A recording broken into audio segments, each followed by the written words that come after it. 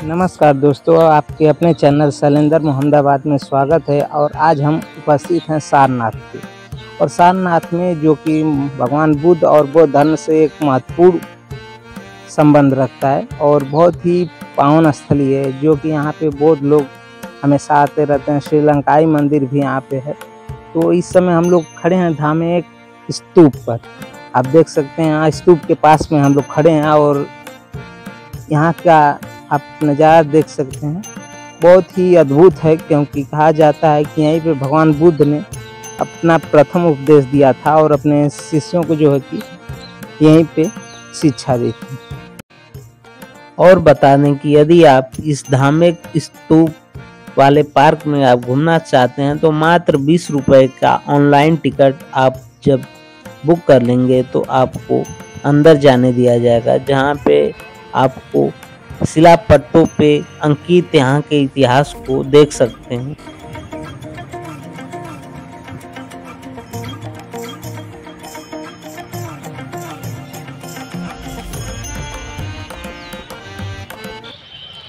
और चलते हैं, आपको आगे दिखाते हैं क्या क्या है यहाँ बना हुआ है। धार्मिक स्तूप सारनाथ ये पुरातात्विक स्थल में एक विशेष महत्व है। धार्मिक स्तूप उस सटीक स्थान को चिन्हित करता है जहां बुद्ध ने अपने पहले 5 शिष्यों को अपना पहला उपदेश दिया था, और इसीलिए इसे एक विशेष स्थल के रूप में जाना जाता है। इसकी लंबाई 28 मीटर, चौड़ाई 28 मीटर और ऊंचाई 43 मीटर है, जो कि एक गोलानुमा और बहुत ही अद्भुत स्ट्रक्चर है। पत्थरों के सतह पर गुप्त वंश के नक्काशी के साथ साथ पक्षियों और मनुष्यों की उत्कृष्ट आकृतियों को ब्रह्मा लिपि में अंकित किया हुआ है। स्तूप को 6 बार बड़ा किया गया, लेकिन ऊपरी भाग अभी भी अधूरा है। समय समय पर इसकी टूट फूट में मरम्मत किया जाता रहता है।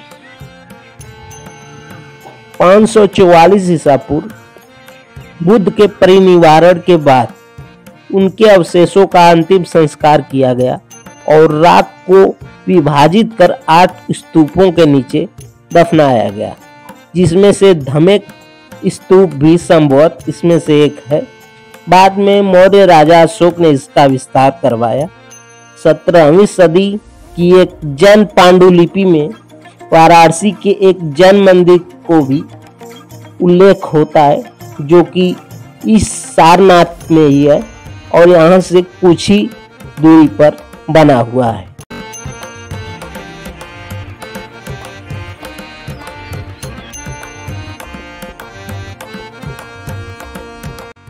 यही सारनाथ में महात्मा बुद्ध ने बौद्ध संघ को बनाया था और शिष्यों को उपदेश दिया, जिन्होंने यहाँ से अन्य जगहों पर जाकर बौद्ध धर्म का प्रचार प्रसार किया।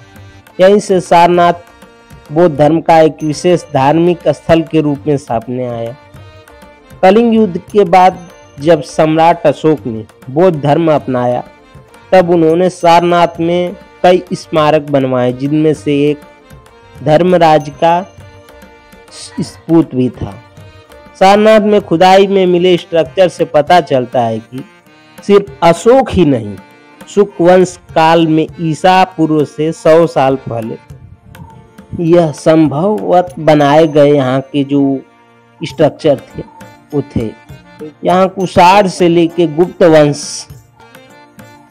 तक यहाँ पे राज्य किया था और उनके शासन के अंदर में सारनाथ वाला जो प्लेस है ये था।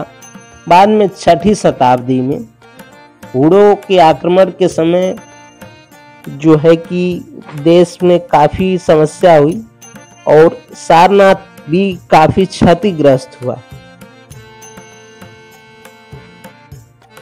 7वीं शताब्दी में हर्षवर्धन, जो कि उनका यहाँ का राज्य के अंतर्गत आता था, रिस्टोरेशन करवाया, इसका अपना निर्माण करवाया। जिसे चीनी यात्री ह्वेन सांग ने अपने संस्मरणों में लिखा है कि सारनाथ में अशोक का बनाया स्तंभ शीशे जैसा चमकता है। समय के समय पर यहाँ आक्रमण होते रहे, जिसमें से 11वीं शताब्दी में महमूद गजनवी का आक्रमण भी शामिल था तथा 12वीं शताब्दी में कन्नौज के राजा गोविंद चंद की पत्नी कुमार देवी ने सारनाथ का फिर से रेस्टोरेशन करवाया और पुनर्निर्माण से काफी इसमें बदलाव आए। कुमार देवी भी बौद्ध धर्म को मानती थी, इसलिए उन्होंने भी एक मठ का निर्माण करवाया। इसी प्रकार मुगल वंश का भी शासन यहाँ पे कुछ दिनों तक रहा था। इन सारी ऐतिहासिक घटनाओं के बाद 1815 में पोलेन निकोलिस ने सारनाथ में पहली बार खुदाई करवाई। सारनाथ की खुदाई में 41 शिलालेख और 476 मूर्तियां और धमेक स्तूप मिला तथा अशोक चक्र भी यहाँ पे मिला। ये जो स्ट्रक्चर दिख रहा है उस समय इसमें बौद्ध भिक्षु रहे होंगे, जो कि गलियारे नुमा है, जिसकी ईंटें बहुत ही पुरानी है और ऊपर चट्टानें रखी हुई हैं पत्थरों की। और जहाँ भिक्षु रहते थे उसे विहार बोलते थे उस समय, और इसलिए जो है विहार है यहाँ कितने ही रूम बने हुए हैं तथा उनके बीच में गैलरी है और दोनों साइड बने हुए बरामदे आकृति को एक विशिष्ट रूप का दर्जा देते हैं। जो यहाँ विहार बने हुए हैं उनकी दीवारों की मोटाई काफी ज्यादा है। ये ईंटें लगभग 300 से 1000 साल पुरानी लगती हैं, क्योंकि अपनी जो इनकी खूबसूरती है बहुत ही बेहतरीन दिखाई दे रही है।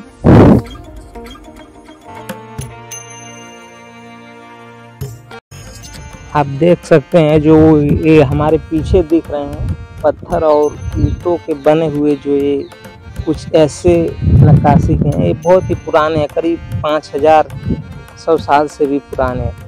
तो एक बहुत ही ऐतिहासिक जो उत्खनन हुआ है तो उसमें ये सब ऐतिहासिक वस्तुएं मिली जो यहाँ के बहुत से इतिहास को बयां करती हैं, और आगे आपको दिखाते हैं कैसा है।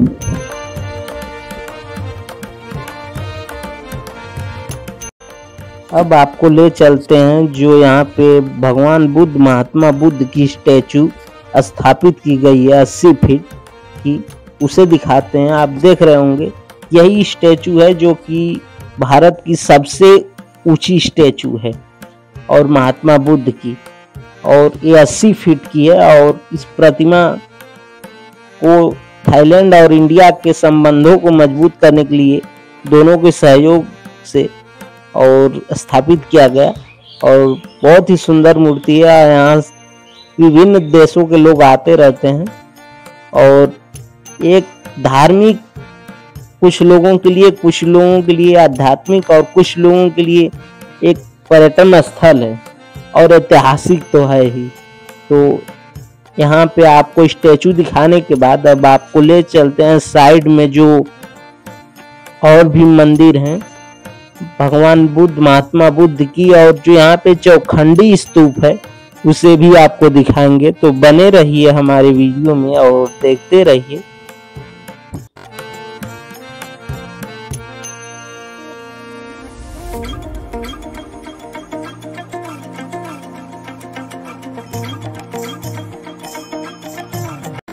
बुद्धा की स्टैंडिंग स्टैचू के बाद अब हम लोग दूसरे साइड जस्ट उसके बगल में भगवान बुद्ध की प्रतिमा आप देख रहे होंगे। इस साइड से गुजरते हुए आपको सामने जो मंदिर है लाफिंग बुद्धा की स्टैचू भी बनी हुई है, और वहीं से अब आपको ले चलते हैं इस मंदिर के साइड जो कि बहुत ही सुंदर दिखाई दे रहा है।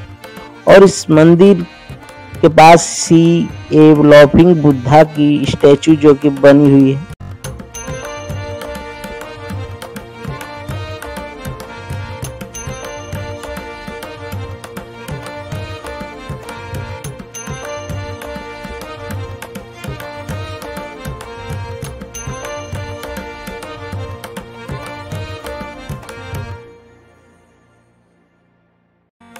अब आपको यहाँ से ले चलते हैं चौखंडी स्तूप, जो कि यहाँ से 100 मीटर 150 मीटर की दूरी पे आगे स्थित है।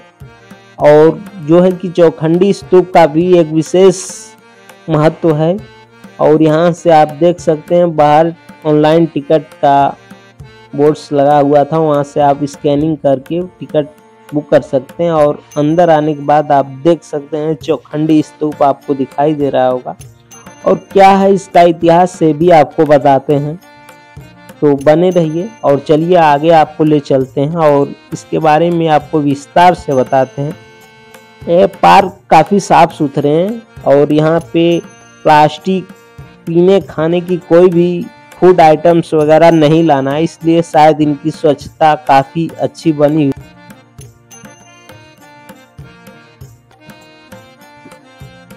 आप देख रहे होंगे हमारे पीछे सारनाथ स्थित प्रमुख जो चौखंडी स्तूप है वो दिखाई दे रहा है।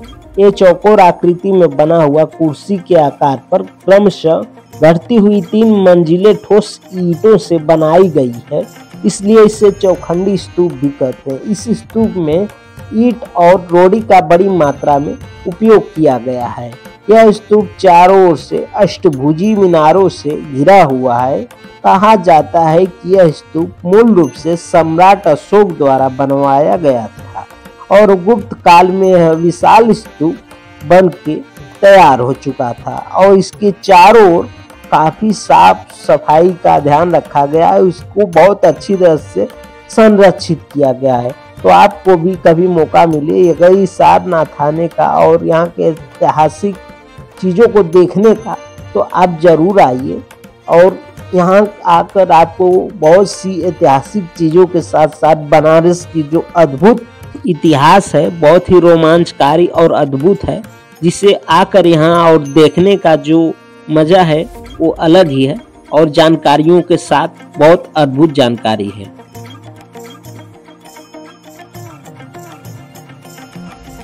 और इसी प्रकार हमारे वीडियो को देखते रहिए और हमारे चैनल को लाइक और सब्सक्राइब करना मत भूलिएगा। तो दोस्तों आज के लिए इतना ही, अगली वीडियो में किसी और जगह से, तब तक के लिए नमस्कार और धन्यवाद।